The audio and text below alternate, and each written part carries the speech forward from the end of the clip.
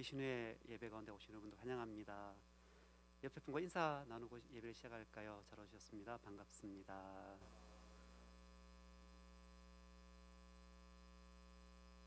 벌써 코로나 확진자가 35,000명을 넘어가고 있네요. 이 팬데믹 언제 끝날지는 모르겠지만은 저희 예배는 멈추지 않고 계속되었으면 좋겠습니다. 아멘. 예배 시작하기 전에 먼저 저희가 같이 중보기도하면서 예배가 나갔으면 좋겠습니다. 먼저 첫 번째로 코로나19로 눌려있는 이 나라와 열방이 예수 그리스도 능력으로 일어나도록 하여 주시옵소서. 두 번째로는 한기신회가 회사와 이웃에게 예수님이 보여주신 섬김을 통하여 주님을 전가하는 삶을 살게 하여 주시옵소서. 세 번째, 오늘 드려지는 예배 가운데 성령의 임재하심으로 말미암아 주님이 영광 받으시는 예배가 되게 하여 주시옵소서 라는 세 가지 기도 제목 가지고 잠시 기도하고 찬양 시작하도록 하겠습니다. 같이 기도하겠습니다. 기도하겠습니다. 하나님 감사합니다. 주께서 우리를 인도하시니 감사합니다. 하나님, 코로나19 가운데 아버지 눌려있는 이 나라와 열방이 예수 그리스도 능력으로 하나님 일어나도 허락하여 주시옵소서. 하나님, 우리가 아버지 코로나 때문에 아버지 우리 침체지 아니하고 주님의 능력과 하나님 주님의 그 은혜 가운데 우리가 다시 일어설 수 있는 줄 하여 주시옵소서. 하나님, 주님의 능력의 손이 필요합니다. 하나님, 이 땅권에 주님의 보혈이 필요합니다. 하나님, 이 땅권에 주님의 은혜가 필요합니다. 하나님, 덮어주시옵소서. 하나님, 영으로 덮어주시옵소서. 하나님, 한기신회가 회사와 이웃에게 예수님이 보이신 승림을 통하여 주님을 전가하는 삶을 살게 하여 주시옵소서. 하나님, 한기신을 세우신 주님을 찬양합니다. 하나님, 저희 회사와 아버지 회사의 모든 아버지 믿지 않는 우리 회원 그런 한기 가족 가운데 주님 아버지 우리 사랑을 전파할 수 있는 그런 은혜를 하여 주시옵소서. 또한 아버지 오늘 드려지는 예배 가운데 주께서 아버지 함께 하여 주시옵시고 주님 홀로 영광 받으시는 그런 예배가 되게 주님 허락하여 주시옵소서. 하나님, 주님 홀로 영광 받아 주시옵소서.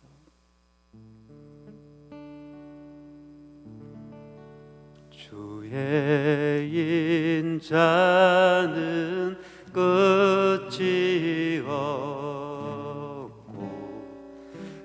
그의 자비는 무궁하며 아침마다 새롭고 늘 새로우니 주의 성실이 금이라. 성실하신 주님, 주의 사랑은 끝이 없고 그의 공의는 영원하며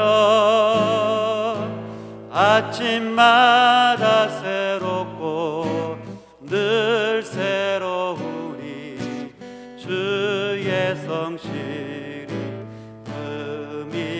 금이라.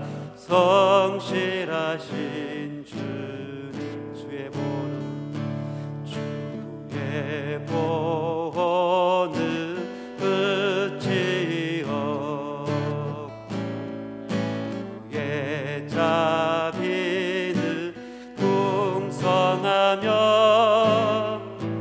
아침마다 새롭고 늘 새로우니 주의 성실이 금이라. 성실하신 주.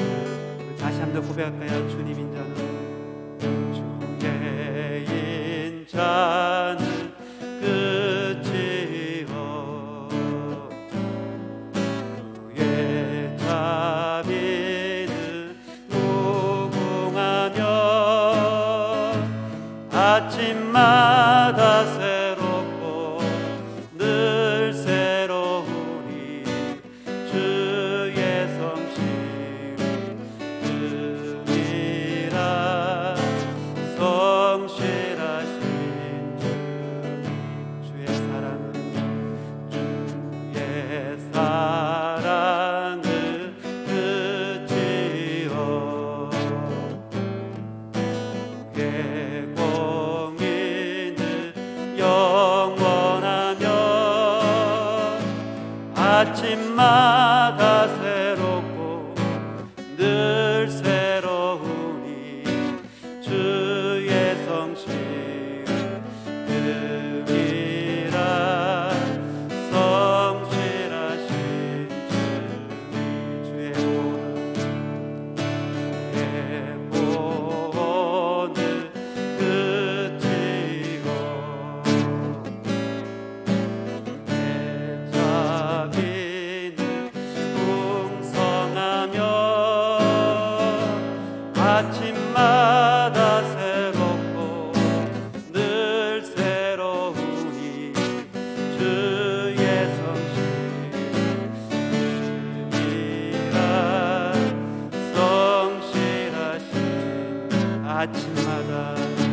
아침마다 새롭고 늘 새로우니 주의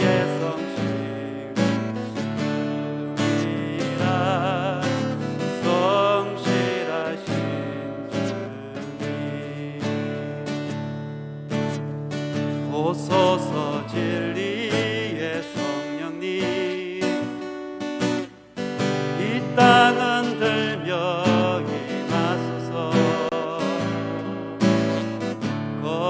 거짓밭하며 죄악에 무너진 우리 가슴 덮게 하소서 오소서 은혜의 성령님 하늘 가르고 임하소서 거룩한 불꽃 하늘로서 임하사 타오르게 하소서 주 영광 위에 구원의 불길 타오르게 하소서 진리의 말씀 이 땅 새롭게 하소서 은혜의 강물 흐르게 하소서 성령의 바람 땅 가득 불어와 인원 이번 주의 순결한 백성 주의 영광 위에 이제 일어나 열방을 치유하며 행진하는 영광의 그날을 주소서 구원의 타오르게 하소서 진리의 말씀 이 땅 새롭게 하소서 은혜의 강물 거르게 하소서 성령의 바람 이 땅 가득 불어와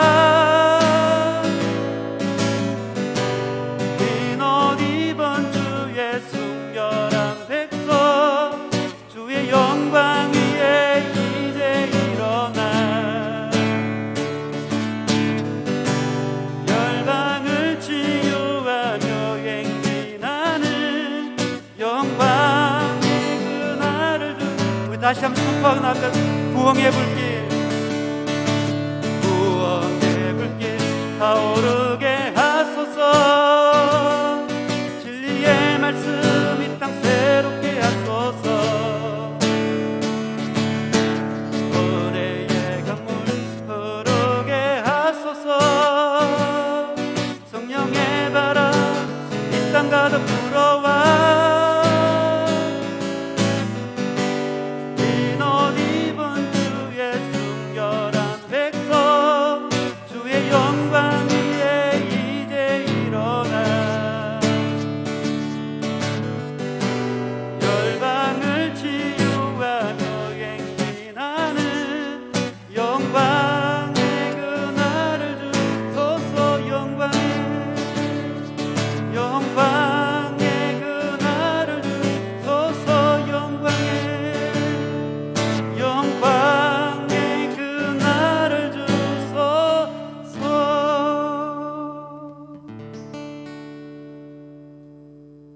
아멘. 우리 시간 기도자 나오셔서 기도해 주시겠습니다.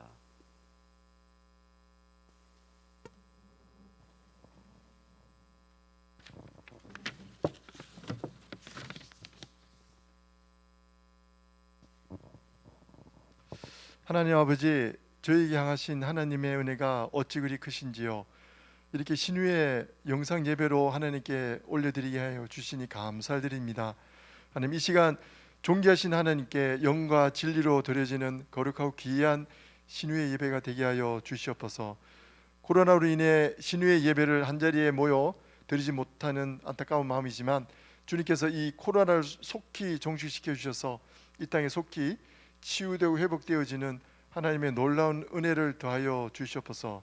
주님, 코로나로 인해 저희 신앙들이 나태해지지 않고 도리어 주님 말씀을 더더욱 굳건히 붙잡고 주님의 은혜 가운데서 하나님의 뜻을 온전히 쫓아 살아가는 저희 되게 하여 주시옵소서. 이제 저희들이 신앙이 코로나로부터 회복을 넘어서 이제 주님께서 주시는 부흥을 맛보게 하여 주시옵소서. 그러므로 막연한 신앙에서 목적 있는 신앙으로 저희 자신만을 위한 신앙에서 온전히 주님을 향한 신앙으로 바뀜으로 이제 주님을 위한, 주님에 의한, 주님을 향한 변화되어지는 저희 신앙이 되게 하여 주시옵소서. 하나님, 올해 새로 주님께서 세우신 신유의 회장단과 임원분들에게 하나님 크신 은혜를 더하여 주셔서 저희들이 기도하는 것보다 더 크게 응답하시고 역사하시는 증거들을 저희가 목도하게 하여 주시옵소서. 하나님, 회사 사장님과 임원분들께도 하나님께서 지혜로 함께 해주셔서 어려운 시기에 주님께서 주시는 통찰력과 안목을 더하여 주셔서 직원들을 죽게 하듯 섬기는 귀한 마음으로 채워 주시옵소서.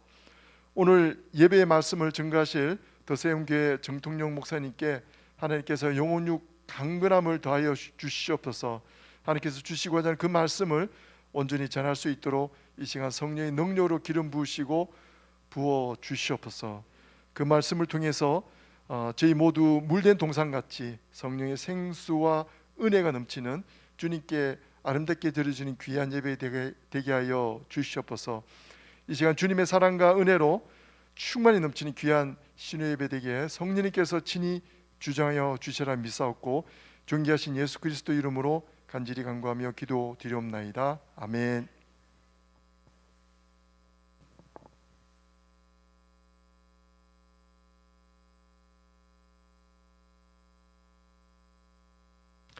오늘 하나님께서 저에게 주시는 말씀은 출애굽기 16장 16절로 18절까지 말씀입니다.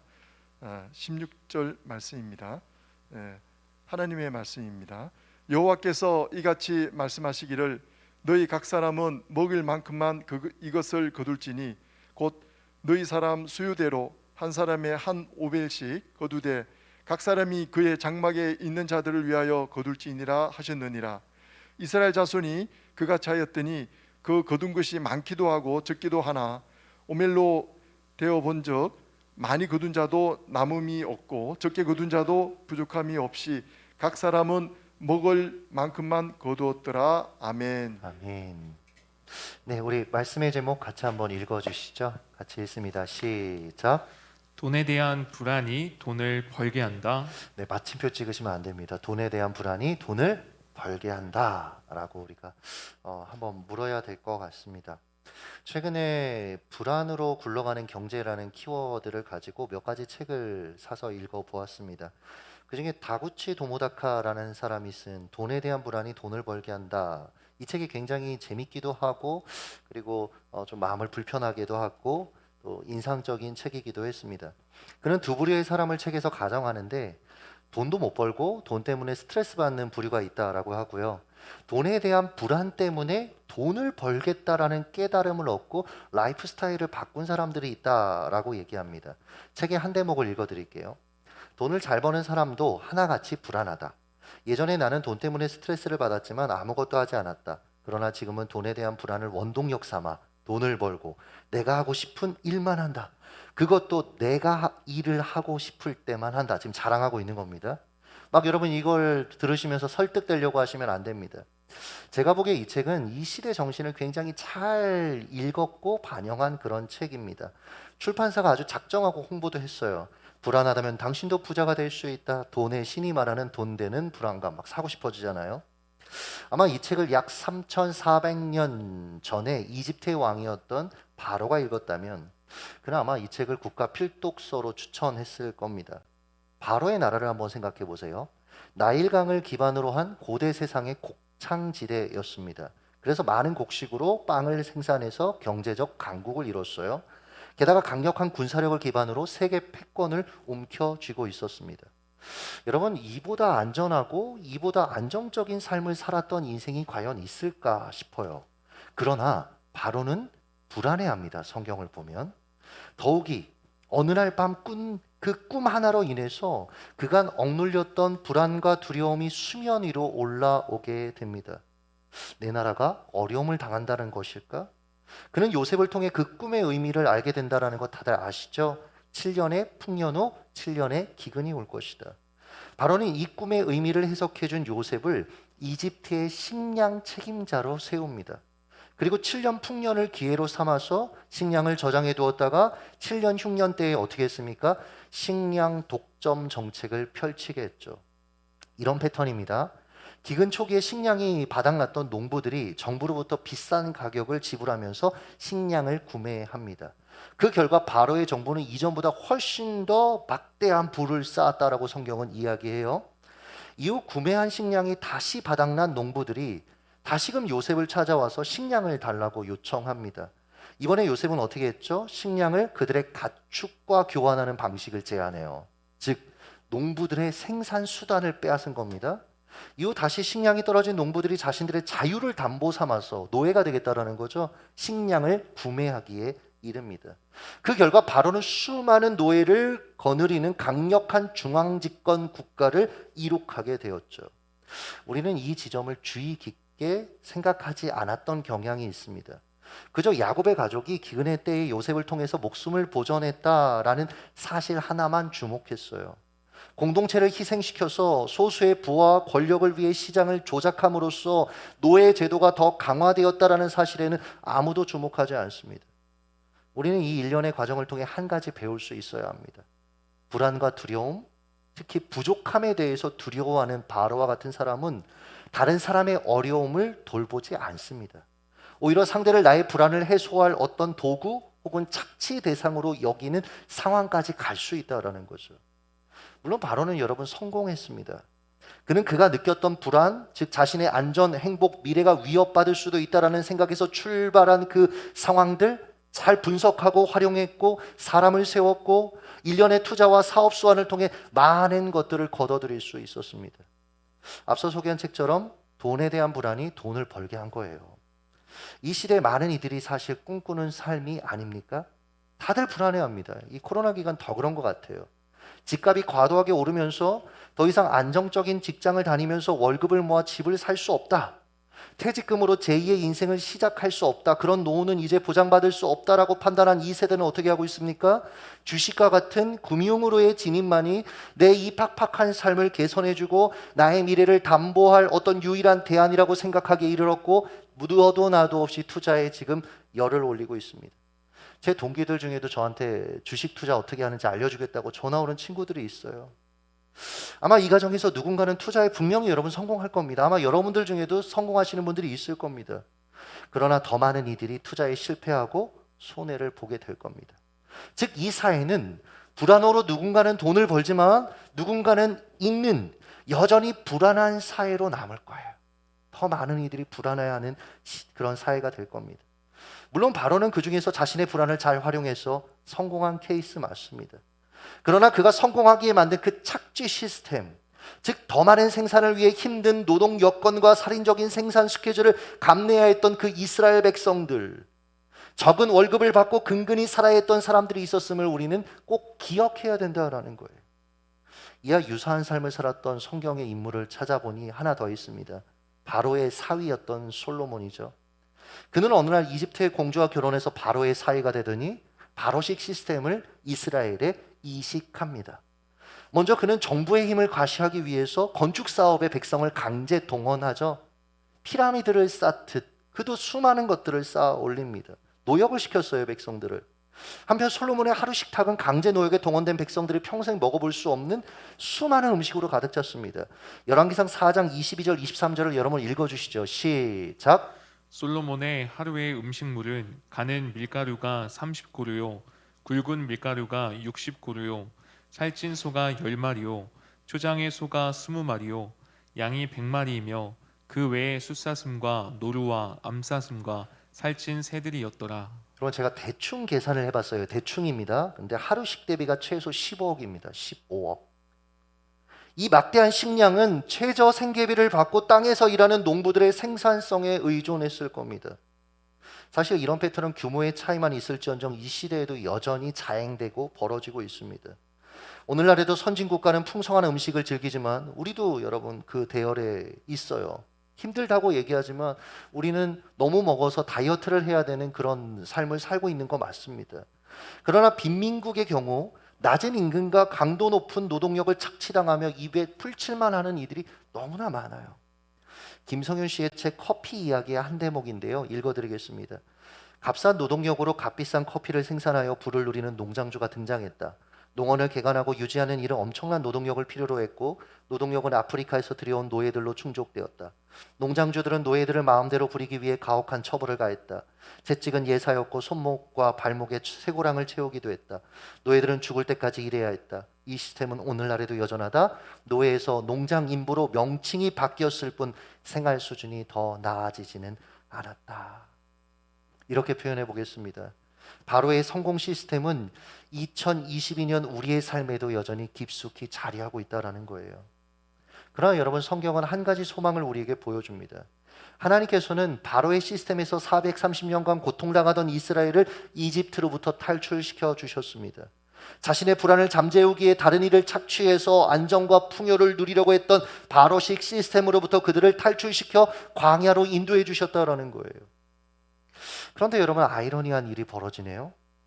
먹을 것을 광야에서 얻지 못했던 백성들이 모세에게 뭐라고 얘기했습니까? 다시 이집트로 돌아가겠다. 엄포를 놓습니다. 출애굽기 16장 3절을 읽어주시죠. 시작. 우리가 애굽 땅에서 고기 가마 곁에 앉아 있던 때와 떡을 배불리 먹던 때에 여호와의 손에 죽었더라면 좋았을 것을 너희가 이 광야로 우리를 인도해 내어 이 온 회중이 주려 죽게 하는도다. 여러분, 광야의 특징이 있죠. 확실성과 예측 가능함이 보장되지 않는 장소입니다. 반면에 이집트의 바로는 노역을 하면 먹을 건 줬어요. 즉 확실성과 예측이 가능한 삶이 그들에게 보장되었던 거죠. 힘겹긴 하지만. 그런데 하나님이 제시하는 삶은 예측 가능하지 않았던 겁니다. 눈에 보이는 어떤 보장도 보이지 않았던 겁니다. 그러나 우리는 여러분 기억해야 돼요. 하나님은요, 바로와 비교할 수 없는 풍성한 것으로 당신의 백성을 먹이시는 분입니다. 이 사실을 알려주시기 위해서 하늘에서 고기용 메추라기와 빵을 공급해 주시죠. 우리 만나라고 얘기하죠. 하나님께서 그들에게 도전하신 겁니다.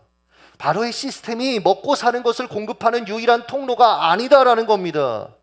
하나님이 가장 좋은 공급자라는 거예요. 바로의 나라가 아니라 하나님이 다스리시는 광야가 더 풍성하고 안전하다라는 겁니다. 총신신대원을 합격하고 등록금이 없어서 기도하고 있었습니다. 그러다 바쁜 일상 속에 사역이 너무 바쁘다 보니까 학교도 다녀야 되니까 기도하다가 기도하는 걸 잊어버린 거예요. 등록금 문제도 까맣게 잊었습니다. 열심히 사역하던 어느 날 학교로부터 한 통의 전화를 받았습니다. 12월 24일이었어요. 정통현 전사님이죠. 네, 오늘 12시까지 등록금을 납입하지 않으면 합격이 취소될 겁니다. 순간 아차 싶기도 한데 한편으로는 정말 너무너무 그 이후의 과정들이 너무 두려운 거예요. 아이들 성탄 연습을 시키다가 제가 전화를 받아서 급히 유아실로, 제가 그 당시에 생활이 굉장히 어려워서 거주할 것이 없으니까 교회에서 유아실에서 생활할 수 있게 해주셨거든요. 유아실에 가서 하나님 살려주세요 이렇게 기도하는데 눈앞에 아이들이 막 연습하면서 깔깔거리고 막 재밌어하는 모습을 보는데 너무 꼴보기 싫은 거예요. 사실 걔들이 잘못한 건 아니죠. 그럼 연습을 제가 시켜놓고.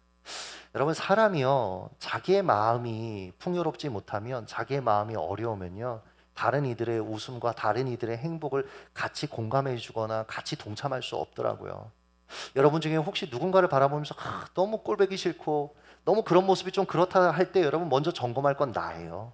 내 마음속에 하나님의 은혜가 있는가, 하나님의 관점이 있는가, 그것을 먼저 점검하는 게 성숙한, 어떻게 보면 신앙인의 모습이 아닐까 생각을 해봅니다. 그래서 안 되겠어서 교회 밖으로 나갔습니다. 그리고 서성거리고 있는데 과거 군대에서 알고 있던 이동식 집사님이라는 분이 전화를 갑자기 걸어오셨어요. 대뜸 잘 지내냐고 하면서 등록금 필요한 청년 없냐고, 그러면서 이런 얘기를 하시더라고요. 한 기도원 원장님이 전화가 왔는데 그 기도원의 어떤 집사님이 등록금 장학금으로 써달라고 헌금을 냈는데 기도원에는 청년이 없잖아요. 그래서 본인한테 전화가 왔다는 거예요. 근데 본인은 제가 생각나서 전화를 했다는 거죠. 제가 조심스럽게 금액을 물어봤더니 딱 제 신대원 그 등록금이었습니다. 그래서 제가 염치불구하고 집사님 바로 제가 그 사람입니다 얘기하고 상황 설명하고, 그게 결국은 입금이 돼서 저는 무사히 신대원에 들어갈 수 있었죠. 여러분 보십시오. 하나님은 제가 등록금을 필요하다는 거 아시고 공급하시기 위해 몇 달 전부터 다양한 사람들을 움직이고 계셨던 겁니다. 감동하고 계셨던 겁니다. 하나님은요, 풍성하신 분입니다. 하나님은 공급자이십니다. 그날 유아실에서 하나님께 이런 찬양을 불러드렸어요. 여러분도 아시면 같이 불러주실래요? 하나님 한 번도 나를 실망시킨 적 없으시고 언제나 공평과 은혜로 나를 지키셨네. 지나온 모든 세월들, 지나온 모든 세월들 돌아보아도 그 어느 것 하나 주의 손길 안 미친 것 전혀. 그리고 우린 알고 있죠. 오 신실하신 주. 할렐루야. 하나님은 신실하신 분이십니다. 사랑하는 여러분, 하나님이 공급하시는 광야는요, 바로의 불안이 작동하는 시스템에서 벗어나야 경험하게 되는 영역입니다. 생각해 보십시오. 하늘에서 내린 빵은 그들이 알던 이전의 빵과는 차원이 달랐습니다. 바로를 통해 공급되었던 빵은 착취한 대가로 받아먹었던 눈물 젖은 빵이었습니다. 그러나 하나님이 공급하시는 빵은 대가 없이, 게다가 가족이 많은 사람도 적은 사람도 부족함 없이 먹을 수 있는 그런 빵이었어요. 출애굽기 16장 18절을 읽어주시죠. 읽습니다. 시작. 많이 거둔 자도 남음이 없고 적게 거둔 자도 부족함이 없이 각 사람은 먹을 만큼만 거두었더라. 아멘. 저는 이 지점에서 하나님이 꿈꾸시는 나라, 하나님이 꿈꾸시는 성도의 삶이 보이더라고요. 하나님은 만나의 기적을 통해 부족함에 대한 불안에서 시작된 그 착취적 시스템이 가동되어지는 사회적 악순환의 고리를 끊기를 원하셨던 겁니다. 새롭게 하나님의 백성이 되어 그들이 만들 사회, 그들이 살아갈 그런 사회는 그런 바로식 시스템이 얼씬거리면 안 됐다라는 거예요. 하나님이 우리의 삶에 필요한 것을 풍성하게 공급하신다는 것을 신뢰함으로 서로 나누고 베풀고 돌아보는 사회를 그들에게 주기를 원하셨다라는 거죠. 그래서 모세를 통해 만나를 풍성히 거두되 남아 쌓아둘 정도로 저장하지 말라고 분명히 경고하십니다. 오늘날의 경제 논리와 정반대되는 행동을 하나님이 요구하시는 거죠. 불안을 자원 삼아 대비하는데 많은 것을 투여하고 있는, 집중하고 있는 우리의 상황과 굉장히 이질적인 요구입니다.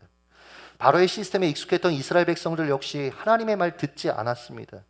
그들은 내일 이 빵이 다시 주어질 것이라는 확신이 서지 않았던 것 같아요. 그래서 어떻게 하죠?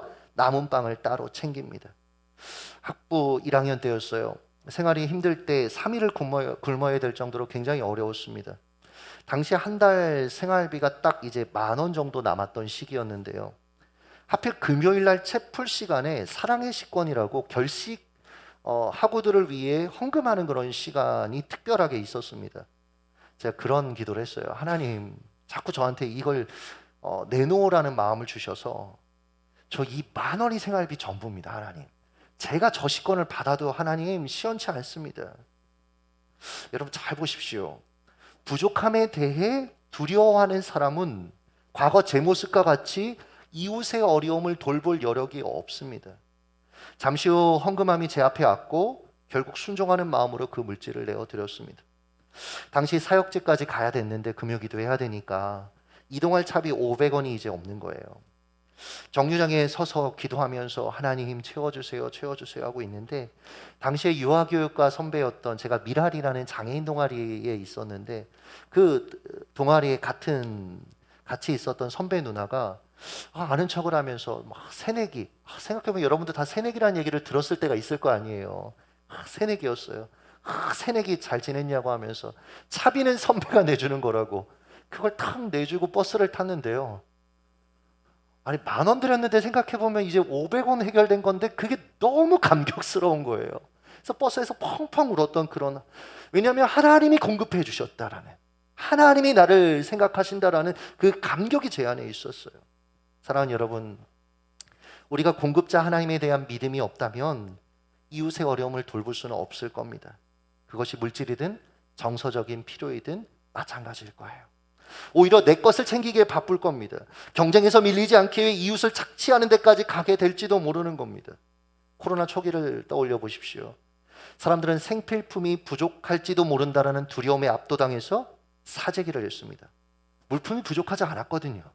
근데 그 불안과 두려움이 우리를 건드려서 사람들이 사재기했어요.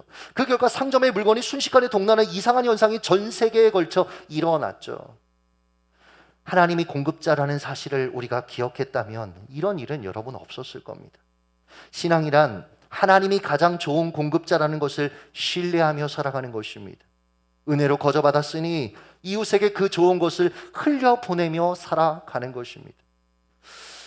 여러분들 신명기서를 보시면 신명기는 광야에서 주신 하나님의 말씀을 성문화하고 제도화해서 그들이 가나안 땅에 들어갔을 때 사회적 형성의 기초 틀로 삼으라고 주신 말씀책입니다. 하나님은 그들에게 너희가 애굽에서 종되었던 것을 기억하라고 누누이 신명기서에서 얘기하시면서 이런 얘기들을 하셨는데 몇 가지 내용을 요약합니다. 가난한 사람들의 빚을 7년 뒤에 탕감하여 영구적인 최하층 계층이 없게 해야 된다라고 하셨고요. 공동체 일원의 빚에 이자를 붙이지 말아야 한다. 도망친 노예들을 끝까지 돌보아 주어야 한다. 가난한 사람에게 뭔가를 빌려줄 때 담보물을 요구하지 말아야 한다. 가난한 사람들의 품삯을 미루지 말아야 한다. 객이나 고아 등 그들을 불의하게 대하지 말아야 한다. 여러분, 바로의 시스템과 정반대의 사회적 가치를 하나님은 명령하신 겁니다. 나를 위해 이웃을 경제적인 대상으로 보고 착취하고 이득을 취하지 말고 그들의 어려움을 돌보고 빚을 탕감하고 거저주고 베풀라라고 하나님은 도전하고 계시는 거예요. 한 걸음 더 나가서 이 규정을 유심히 보면 이 규정의 목적이 있습니다. 영구적인 빈민층이 형성되는 것을 막고 취약계층이 인간다운 경제적 활동을 할 수 있도록 만드는 거예요. 희년이 되면 어떻게 됐습니까, 여러분? 재산을 그저 완전히 돌려줘야 됐습니다. 최근에 신문기사 보니까 은행들, 금융권들이 요즘 성과급 잔치를 하고 있다 뭐 이런 얘기들을 하죠. 누군가의 눈물입니다, 사실은. 누군가의 아픔입니다. 즉 신명기는 우리에게 경제를 이웃사랑이라는 틀 속으로 가져오라는 파격적인 도전을 하는 거예요. 그래서 저명한 유대인 정치 철학자 마이클 와일저가 이렇게 얘기했습니다. 출애굽기가 근대의 모든 혁명의 뿌리다.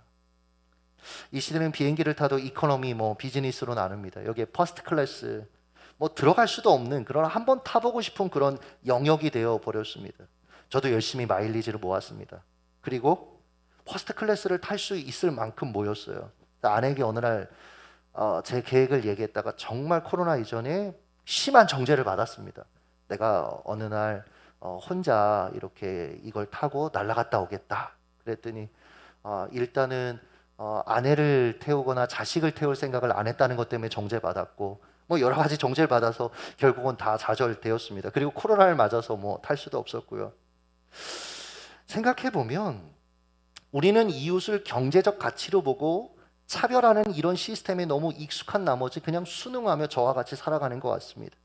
나도 저 퍼스트 클래스를 타는 대열에 합류하기 위해서 내 미래를 보장받기 위해서 불안을 기반으로 한 바로의 경제 시스템을 따라가는 거죠. 그러나 성도는, 교회는 이 시스템을 거부하고 하나님이 공급자라는 것을 고백하는 공동체입니다. 이유를 착취의 대상이 아니라 섬기고 보호하고 나누고 베풀 대상으로 여기는 공동체입니다. 이 삶에 불안은 설 자리가 없어요. 자족과 감사가 있을 뿐이죠. 그리고 감격이 있을 뿐이죠. 말씀을 맺으며 최근 읽었던 월터 브루그만의 완전한 풍요의 한 대목을 읽어드리겠습니다. 초대교회 시대는 교인들이 가난한 사람들의 어려움을 세심히 헤아리고 돌보았다. 그런데 6세기에 접어들면서 갑자기 그런 모습이 사라지고 교회는 부에 관해서 사적인 방향과 소망에 관해서는 내세적인 방향으로 돌아왔다. 굉장히 중요한 통찰입니다. 피터 브라운에 따르면 이런 갑작스러운 변화의 원인은 부유층이 교회를 주도하면서 자신들의 부를 가난한 교인들을 위해 사용하는 것을 꺼려하면서 나타났다. 여러분, 이 시대의 교회가 그리고 저와 여러분이 고민해야 될 지점인 것 같아요. 우리는 과연 우리에게 허락한 이웃을 향해 어떠한 모습으로 살고 있는가? 그 위를 거슬러 올라가면 하나님이 정말 공급자라고 인정하고 있는가? 회사가 나의 공급자가 아니라 하나님이 공급하셨기 때문에 이 회사가 존재한다라고 우리는 믿고 있는가? 거기부터 여러분 질문해야 될 것 같아요. 이 지난 주일이죠. 이번 주일 예배를 마치고 제가 토요일쯤에 저희 교회 한 지체 얘기를 들었어요. 그러니까 부모님 이혼하시고 그리고 할머니랑 이제 거의 버림받은 그런 모습으로 할머니하고 살다가 할머니도 돌아가시고, 그래서 아빠가 재혼하셨는데 재혼한지도 몰랐대요. 근데 이제 결국 할머니 돌아가시니까 가보니까 다른 분하고 살고 있는데 또 거기서도 적응이 안 되는 여러 가지 불화들이 있고, 그래서 아이가 결국 이제 혼자 나와서 사는 그런 청년이 저희 교회에 있더라고요. 몰랐습니다. 저도 이렇게까지 어려운 줄을. 근데 이 친구를 왜 제가 살피고 알게 됐냐면, 정서적으로 이제 우울증이라든지 불안장애라든지 여러 가지 정서적인 어려움들이 있는 거예요. 그래서 저에게 사역자를 좀 보내서 좀 아이하고 좀 진솔하게 상황들을 좀 알아오라고 해서 얘기를 나눴는데, 결론은 그런 거였습니다. 이 친구는 또 뇌병변 장애도 있어요. 그래서 반신이 자유롭지 않은 거죠.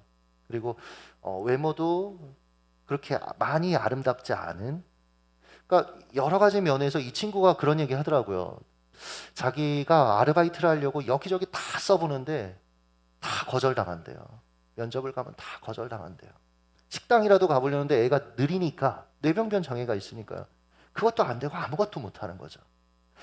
거기다 이제 심리 치료를 받는다고 해서 조금 그래도 지켜보려고 했는데 뭐 약도 한 달째 안 먹었대요. 그래서 왜 안 먹었냐고 물어봤더니 돈이 없어서 이제 병원에 못 가는 상황이 된 거죠.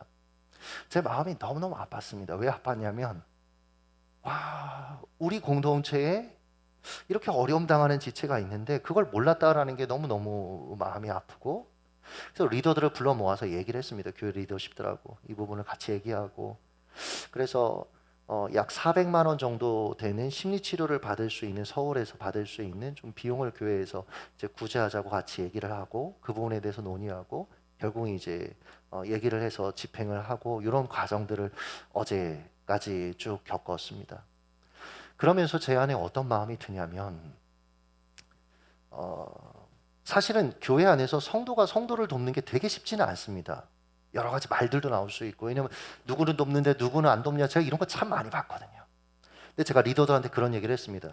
어려움이 예상된다고 하나님께서 기뻐하시는 일을 하지 않는다면 그럼 우리는 하나님 앞에 직무유기하는 겁니다.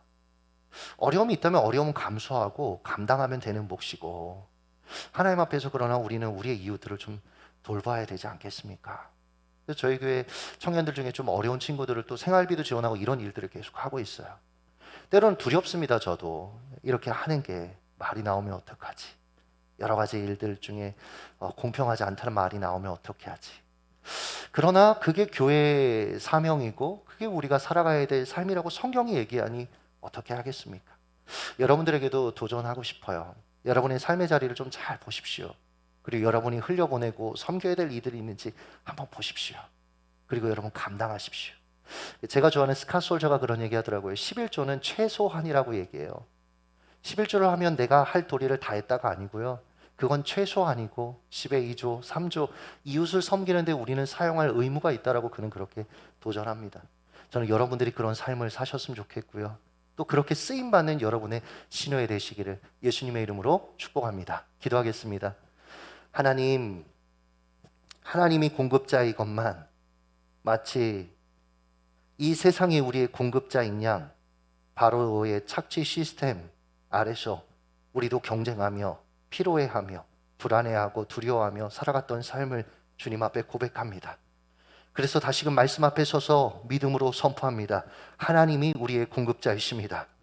하나님, 이 바로식 시스템에 주는 확실성과 보장성에 우리의 마음을 빼앗기지 아니하기를 원합니다.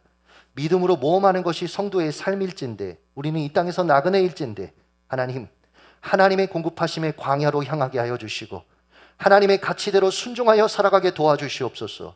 특별히 이웃을 경쟁과 착취의 대상으로 바라보는 것이 아니라 보호하고 사랑하고 흘려보내는, 더불어 살아가는 믿음의 동역자로 보게 하여 주시고, 그렇게 사랑하고 섬기며 살아가는 삶이 우리의 삶을 통하여 드러나고 보여질 수 있도록 은혜를 더하여 주시옵소서.